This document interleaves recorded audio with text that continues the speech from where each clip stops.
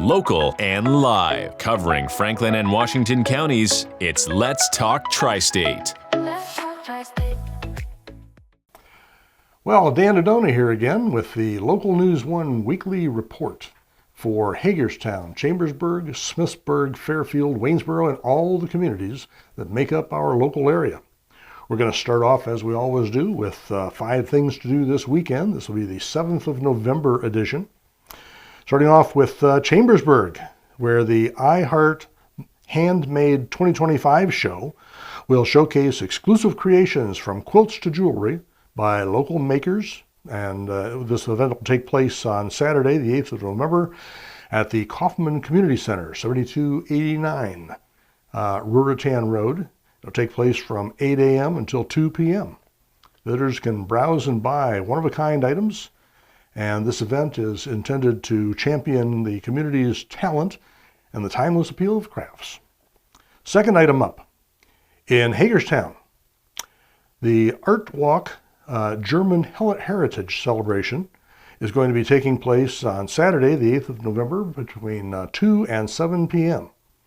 It'll take place all across downtown, blending local artistry with old world echoes that forge the city's character. It's organized by the Hagerstown events team to honor Jonathan Hager's legacy, the town's founder, and also to give a nod to its Teutonic tapestry. Wow, that's really fancy. I couldn't write that. Attendees can wander for free among the unit block of South Potomac Street to watch plein air artists at work, catch buskers strumming folk tunes in unexpected corners, and marvel at the traditional German puppet show in Potomac Walk hourly starting at 2:30 p.m. There'll be an art exhibit at the Wertman Photography and a live oompa music paired with Hager-inspired specialty brews at Hub City Brewery. Food and drinks await. You can see more on their Facebook page. Third item up, Cumberland Valley Breast Cancer Awareness Group is going to be sponsoring their annual auction and fashion show fundraising event. It'll be unfolding on Sunday, November 9th at Green Grove Gardens Event Center in Greencastle. The doors will be opening at noon for a catered lunch at 1 p.m. and festivities will run through 4 p.m. Proceeds of this will fuel breast cancer awareness and support initiatives. The highlights will include silent and live auctions boasting gems like an African safari trip. It's really pretty cool for as auctions go. A private Mercersburg getaway, and Kendra Scott jewelry. You can get tickets at the Cumberland Valley Breast Cancer Awareness Group website. The Waynesboro Community Concert Association is going to be presenting its third Touch of Class concert. Now, this will be for the 88th season for the Concert Association. They'll be featuring the Waddington Brothers in a military appreciation performance on Sunday, November 9th at 3 p.m. at the Waynesboro Area Senior High School Auditorium. This whole thing is intended to honor active, reserve, and retired military members with free admission for them and their families. The Waynesboro High School Band is going to kick off festivities with an outdoor prelude at 2 p.m. Let's see. Season subscriptions cost $50 for the Community Concert Association. That's actually a pretty good deal because you also get reciprocal access to concerts in Gettysburg and Hagerstown. While individual tickets are $25 a piece, students and children admitted free. You can purchase online at waynesboropaconcerts.org. And the fifth item, at the Barbara Ingram School for the Arts Theater Department. They're going to be putting on the play Clue, which if you've never seen it, it's hilarious. You really need. This is one that's worth taking the time to go see. It's really funny. It'll be taking place on Saturday, November 8th at 2 p.m. and at 7 p.m. in the school's Black Box Theater at 38 South Potomac Street in Hagerstown. It's a whodunit that aims to thrill audiences with its sharp wit and festival seating frenzy. They will be spotlighting student talent for the community's delight. Tickets are priced at $10 for ages 12 and under, 12 for students, $15 for adults, all available at the Barbara Ingram School of the Arts front office or by calling 301-766-8840. And we're going to add one additional item because, well, I'm a pilot and I think this is interesting, but you may find it interesting as well. The 19th Hagerstown Aviation Expo is going to be taking place today, November 7th at Ryder Jet Center from 9 a.m. this morning, just started a few minutes ago, until 2 p.m. this afternoon. It's free and lunch will be included. Over the years, they have awarded $1.7 million in scholarships as a result of this event. And there were, I should add that the reason why aviation, you'll probably find if you go around the country that there are events like this that are taking place at airports all over the country. And part of the reason for that is an awful lot of pilots and maintainers and air traffic controllers and everybody else associated with aviation, we're kind of timing out. I'm 76, okay? So I'm not even eligible to be a commercial pilot anymore. Not that I ever was one, but hundreds and hundreds of thousands of jobs exist just for pilots. But for every pilot, there's probably 2 or 3 maintainers, so there's triple that. For people who maintain aircraft, for air traffic controllers, for all the different jobs that go into making aviation safe and a reliable form of transportation. So these jobs are extraordinarily well paid.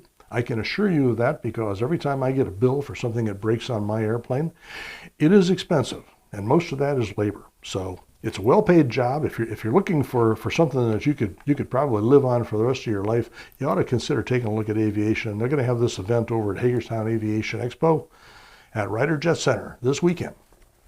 Okay, those are the things to do this weekend. We'll dive into the regular news from this past week. Of course, elections in Franklin County and Adams County took place on this past Tuesday.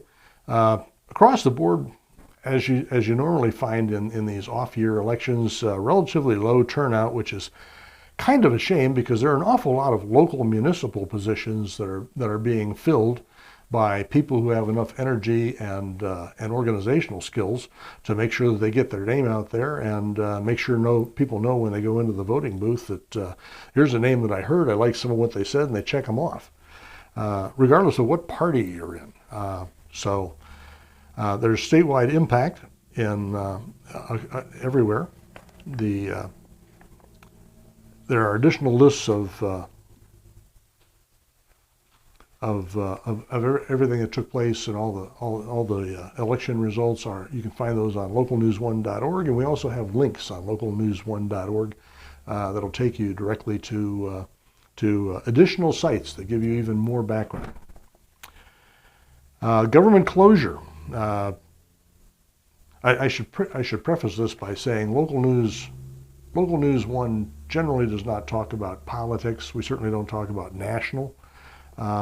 But there has to be a local impact, and the government shutdown is clearly starting to generate enough impact that it's reaching all the way down to the local level. They've done that, and at the statewide level, there's a big impact on the SCAP program.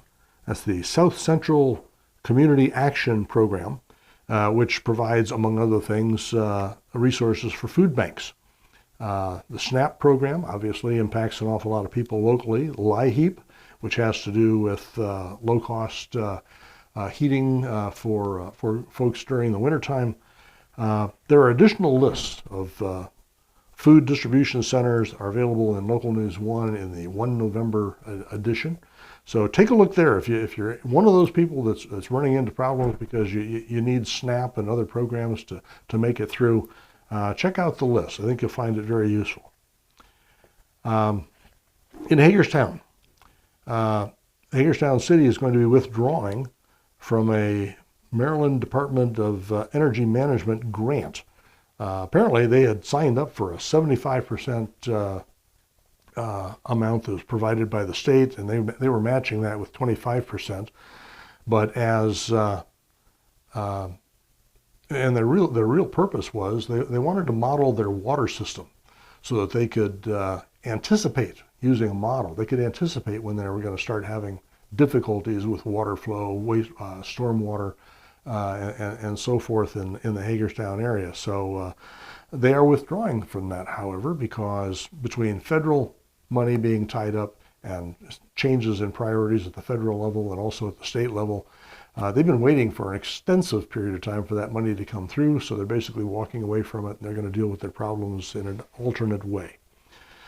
Hagerstown is, in a separate story, is considering a rezoning request with respect to 93 acres in the Lurick tract. 22 of these are being considered for conversion to from commercial to neighborhood and mixed use. So apparently the problem that they ran into was they drew the lines a long time ago because they expected things to evolve in a slightly different way than they actually evolved. So now they're circling back to these lines. Of course, people get used to those lines, so there are some concerns about, well, what exactly is going to be developed in this area, but they call it a mistake. They're taking advantage of some state legislation that allows you to deal with mistakes. But the gist of it is things didn't work out the way they expected 20 years ago. So now they're coming back and they're trying to correct that and make it more appropriate for the circumstances they find themselves in now. Pretty good thinking, actually. At Fort Ritchie, there is, some months ago, we actually reported on a group that was fighting construction of a Dollar General relatively close to the Fort Ritchie main gate. Well, they're still at it, and on the 16th of November, they're going to have a meeting at 12:30 on Fort Ritchie in the top secret tap room, the new beer joint that was constructed over there. So if you're interested in pursuing that, or at least hearing what these folks that don't want to see another Dollar General go up in their immediate vicinity, 16th of November, 12:30, tap room, be there. In Washington County, the commissioners met on the 4th of November to review a variety of things. An end of the year budget, they have to make some tweaks. They want to take a look at fire and EMS money and where they're deploying it and how it's being spent.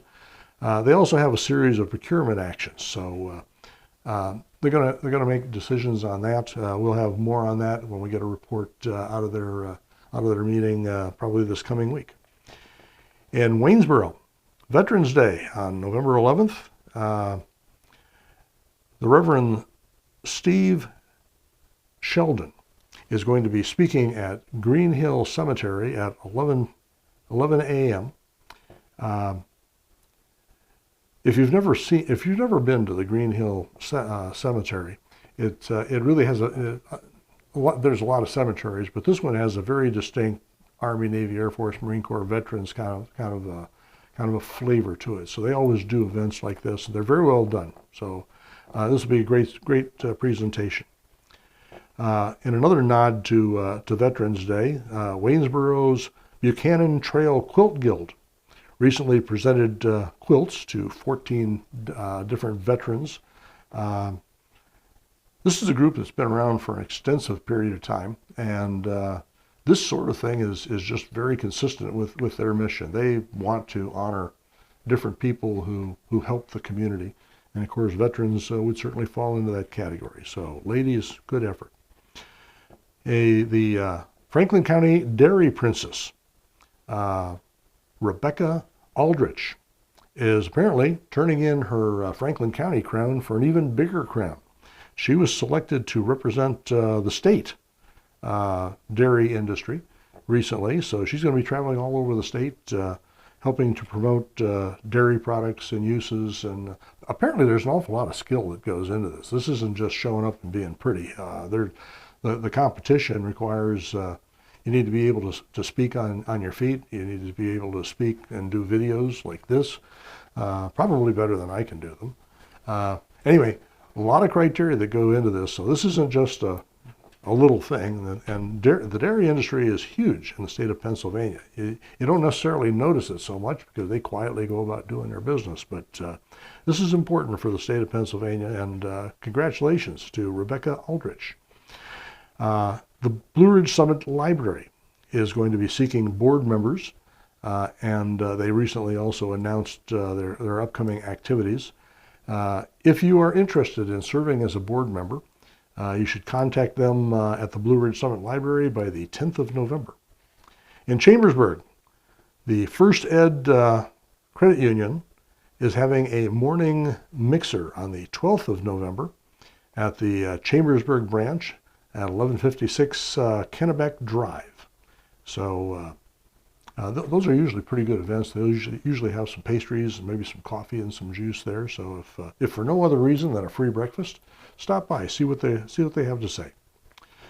Wilson College is offering a free digital safety event on Monday, the 10th of November, from 3 until 4:30 at their Brooks Auditorium.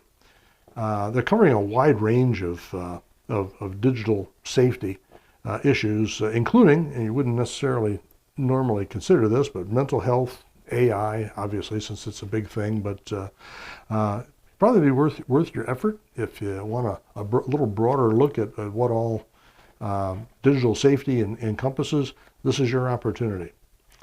Senator Mastriano announced internships for public policy careers. That'll be, if you're going to participate in those, you have to write an essay.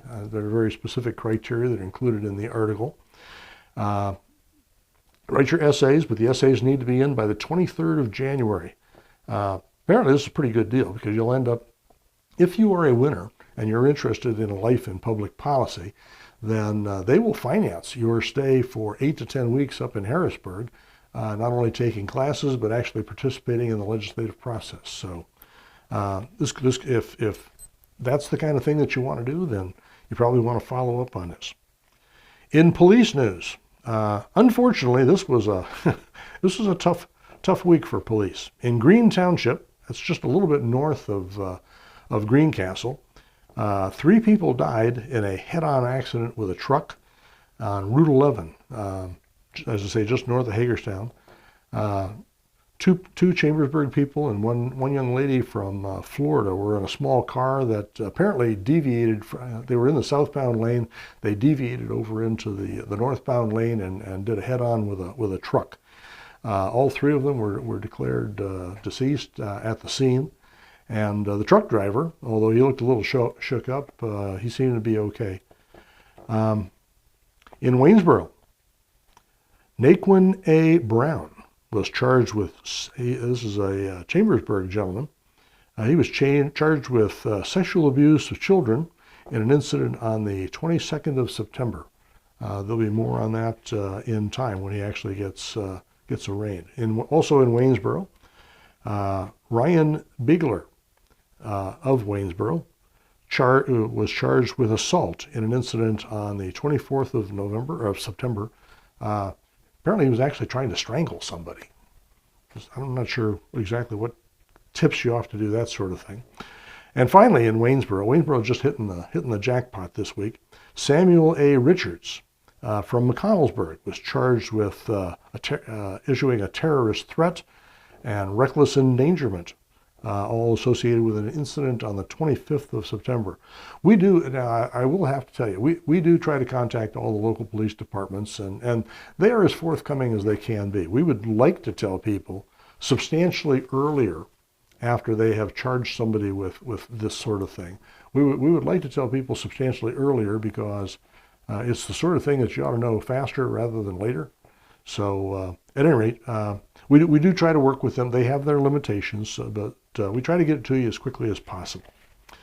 Under People News, the Franklin County Bar Association honored Jeff Evans of Waynesboro for exceptional work and pro bono work over an extended number of years. I actually know Jeff. He used to do some services for some of the nonprofit organizations in the area, and he does a great job. He's a good guy. So congratulations to Jeff. Also in Waynesboro, the library, the Alexander Hamilton Memorial Free Library, received its 5th consecutive Pennsylvania Forward Gold Star on the 30th of October.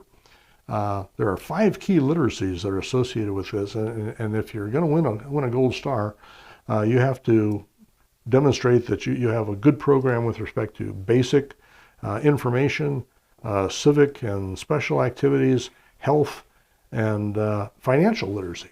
So you have to be able to demonstrate that you're working in all 5 of those areas to be qualified. So very prestigious, and good on them for earning their 5th in a row. Let's see, and the Franklin County Tech students shined at a recent national FFA convention. They took home many medals and awards from that, so congratulations to all of you. In Hagerstown, the key to the city was presented to Gatekeepers founder Bill Gartner. Bill is the founder of an organization that helps take people who have been incarcerated and getting them back on their feet and back into civil life and being able to support themselves in some ways, not a lot, but in some ways this is similar to another story that we've talked about from time to time. That's the Good Wolf program up in Chambersburg, where they're actually working with potentially a more difficult problem, people who are incarcerated or nearly incarcerated, but also dealing with drug problems. So it's good that there are organizations around that are actually good at trying to rehabilitate people and bring them back to a normal life. Wilson College hired Melanie Vest as head coach of the Phoenix Equestrian Hunt Wolf seat. That's a really long line, but it has to do with horses, and she's very, very highly qualified. She just recently came in. She was working elsewhere and was having some very good results. She's also got her own stables where she can care for horses. So congratulations to Wilson College. We mentioned Trevor Gach, or Gach, G-A-C-H. I'm going to have to look that up. I'm going to make sure I get it straight next time. But Trevor Gach is a 15-year-old driver who has been having a great season this year in automobile racing. He's been he won his last event outright. He's been in 42 features, and he's finished in the top 5 in 33 of those events. So congratulations. That's pretty remarkable for a 15-year-old. At North Hagerstown Volleyball is, I want to make a point of this, they are still undefeated, recently topping Tuscarora, and doing so with an undefeated season. They ended up winning the 5th Western Regional title for, I guess this is several times in a row. They're quite an operation they've got going there. On a smaller scale, the Fairfield Knights pony football, this is not the high school guys, this is the smaller guys. The pony football goes to the Central Football Association's Super Bowl on the 8th of November at 6 p.m. That event will take place at Bishop McDevitt High School. They will be facing an 11-0 Shippensburg team. Apparently, the young Knights have been doing extraordinarily well in recent weeks. They pretty much they've scored over the course of the season. They've outscored opponents like 400 to 4-1. So 400 points for, 100 points against. Pretty tough defense, pretty exemplary offense. So Shippensburg has also got an 11-0 team, so that should be a very interesting event. In health news, in November, I did not know this, but November is Carbon Monoxide Awareness Month. There's all kinds of these things that I don't know about, but this is actually pretty useful because as you go into your homes, sometimes there's a tendency to bring the charcoal grill in order to generate heat. Things that you probably ought not to do in an enclosed house during the winter. So there's a 5 November piece in Local News 1 that has a variety of tips on how to make sure that you don't run into carbon monoxide in an unpleasant way. Under entertainment, what's cooking? We're having a holiday cookie of the week event from now through the holidays. What we're looking for is recipes from readers, recipes that you would like to share. My content coordinator, Jillian Pavlik, will cook up. She'll look at all the recipes that she gets from you readers, and she and her 3 daughters, young ladies, will make them up, eat them, and they will report on them the following week. So if you'd like to participate in that, you can contact her at news@localnews1.org, and that will get directly to Jillian Pavlik, and you can participate. Also, there's a lot of other entertainment activities that are taking place, but I'll close with one that I'm sure is near and dear to many people's heart. Franklin County and Washington County Brewery Roundup is available as of yesterday evening. So if you want to know what's going on at your favorite breweries, you can get it right here. We recently included crossword puzzles. We're working on property transfers. We have a local history article every Tuesday, the writings of Dargan Boy on Thursdays. And one thing I would mention, because these are actually pretty interesting articles, both the Cumberland Valley Animal Society and the Antietam Humane Society offer pets of the week. Sometimes it's just a dog or a cat. Most of the time it's one of each. My daughter recently found a rescue, and for some reason or other we ended up taking care of him, but that's a whole other story, another episode. But he's really a great little pup. He was really no more than a puppy when we got him. He's a great pup. He's actually become a pretty close member of the family. So if you're looking to have a pet, you might recall Bill Clinton many years ago made the comment that if you wanted a friend in D.C., you ought to buy a dog. Well, you don't have to be in D.C. to get a friendly and loyal pet. So we're very proud to be the news source for Verständig Media. You can see all the local news at localnews1.org. It's all local, no national. And with that, we will close with our thought of the day. Did you ever wonder about the origins of the phrase, "in a pickle"? Well, what else would you call such a dilemma? Bada bing. Have a great week.